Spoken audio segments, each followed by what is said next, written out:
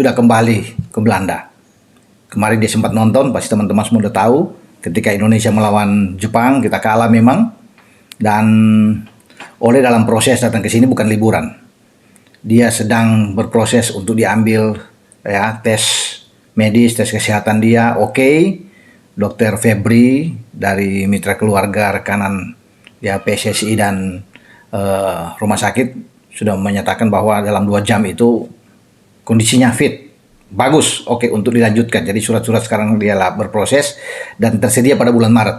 Setelah diambil sumpah dia akan bermain melawan Bahrain dan sebelumnya akan melawan Australia. Ole sangat serius untuk berada bersama dengan tim nasional. Pak Erik sempat tanya memang ke dia, apakah Anda serius melihat pertandingan melawan Jepang kemarin kita kalah 4-0 ya. Pak Erik bahkan menantang dia untuk mikir-mikir, menjadi mau tes, mungkin Pak Ketua ingin tes bagaimana keseriusan dia dan keyakinan dari Ole ini.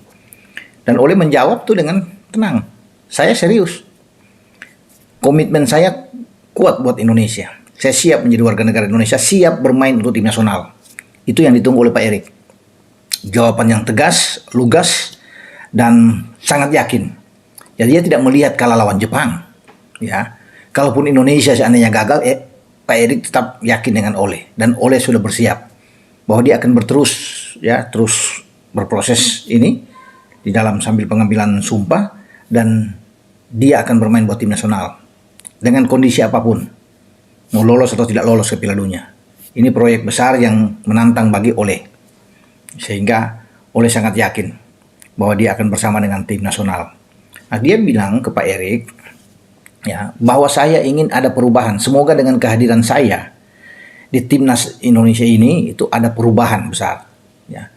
Dia melihat memang di garis depan di lini serang kita memang agak kurang tajam. Kita hanya punya El Klemer, ya Rafael Struijk yang memang bukan posisinya. Sehingga ketika dia nonton kemarin dia meyakini bahwa saya akan hadir dan saya akan membuat sebuah perubahan besar di garis depan yang menjadi titik lemah bagi Indonesia, dan dia akan berjuang bersama dengan tim merah putih. Pak Erik tuh berbunga-bunga senang kalau mendengar ucapan dari Ole ini. Ya, bahkan Pak Erik kan sempat bilang kan ini gaya anak Medan ini kan, karena nenek dia dari Medan. Ole ini ya. Masih oke, masih muda, ya 24 tahun tentunya, dia lahir di Nijmegen pada 20 Juni tahun 2000 dan sudah lama memang diincar oleh Pak Erik untuk seorang Ole sempat berbicara lewat Zoom dengan Pak Erik, tapi dia memang masih perlu pertimbangan wajar.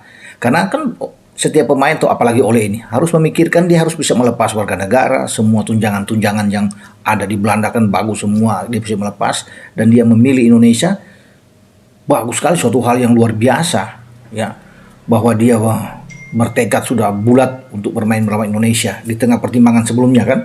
Bahkan ada yang suara-suara mengenakan Ole itu tinggalkan aja karena terlalu banyak macam-macam lah katanya. Perlu bagi Ole untuk mempertimbangkan ini karena memutuskan ini tidak mudah. Sehingga ketika pada satu waktu yang pas dan kemarin dia sudah menyatakan oke, nah itulah momen yang paling ditunggu-tunggu.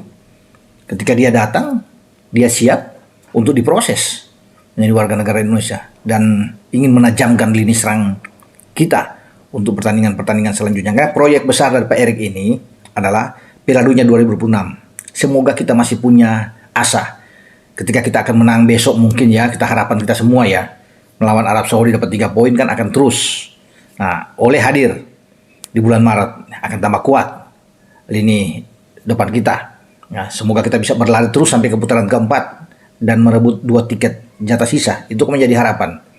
Selain 2026 Piala Dunia, juga ada 2027 Piala Asia di Arab Saudi. Kita kan sudah lolos. Karena ketika kita masuk ke putaran ketiga di Piala Dunia ini, otomatis Indonesia itu tidak melalui babak penyisihan, langsung menuju lolos ke putaran final bertang. Nah ya seperti Thailand, Vietnam itu, ya Malaysia, Singapura harus ikut. Ya, termasuk Filipina, semua yang di ASEAN ini ikut di kualifikasi dulu sebelum melangkah. Kita lah satu-satunya dari Asia Tenggara yang sudah lolos. Jadi memang alangkah bersukacita bahagia buat kita semua penggemar sepak bola bahwa tim nasional kita sudah ada di sana.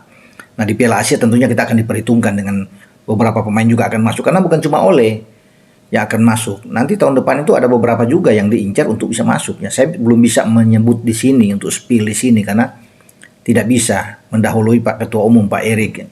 Biarlah beliau yang tahu ya untuk siapa lagi yang akan masuk. Walaupun memang saya sudah dapat clue, bisa melihat ke depan itu siapa aja yang bisa didatangkan ya.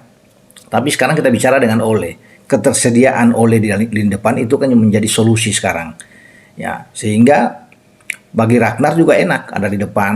Ya, kita masih punya ada Rafael, tapi ini akan nomor satu. Kita masih ada Eliano, kita masih punya Yakob Sayuri, yang masih punya Ramadan Sananta, pemain-pemain yang ada saat ini.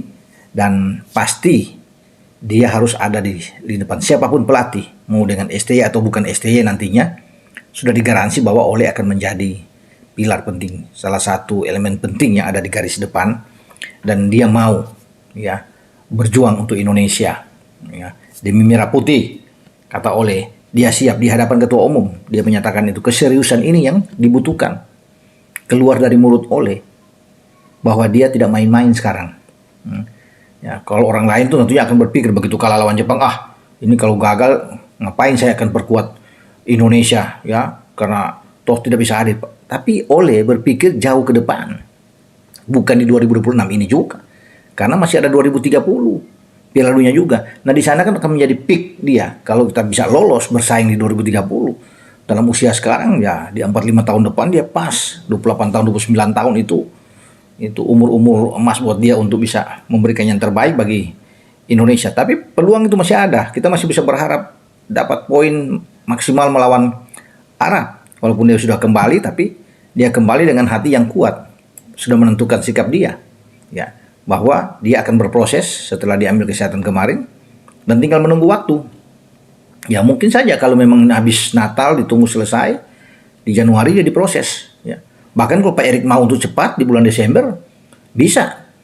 Dan tinggal menunggu waktunya di bulan Maret untuk dia bergabung dengan timnas bersama dengan Jai Itzes, Martin Pas, Calvin Verdong, Tom Hai, Ragnar Oratmangun, ya Nathan Cho, Justin Hapner, Sandy Walsh, Sain Patinama, Ivar Jenner, ya Rafael Struik, itu yang mana ada Eliano, Damias Hilgers, ya Kevin Dix, semua mereka akan sama-sama. Dan ada yang menarik, ya konon kabarnya ya dia kalau dia mungkin meminta ini ya siapa tahu bisa diikut. Dia mungkin ingin pelatih dari Belanda ya, sehingga bisa chemistry yang bisa dapat, bahasanya oke, bisa Belanda bisa Inggris, ya. Mungkin itu salah satu ya, tapi semua kan berpaling kembali kepada PSSI dan Pak Erik karena STY juga masih sampai 2027 ya, kecuali ada suatu hal yang fundamental yang diambil langkah oleh PSSI oleh Pak Erik ya dengan mengganti pelatih, kita tidak tahu ya.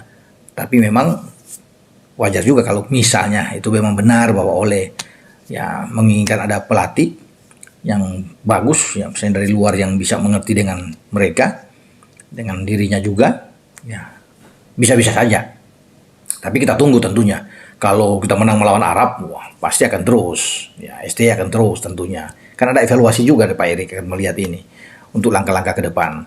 Karena STY saya bilang tadi kan masih panjang kontrak dengan kita. Tapi juga akan melihat sampai sejauh mana nantinya ya kiprah tim nasional kita di PPD ini. Oke,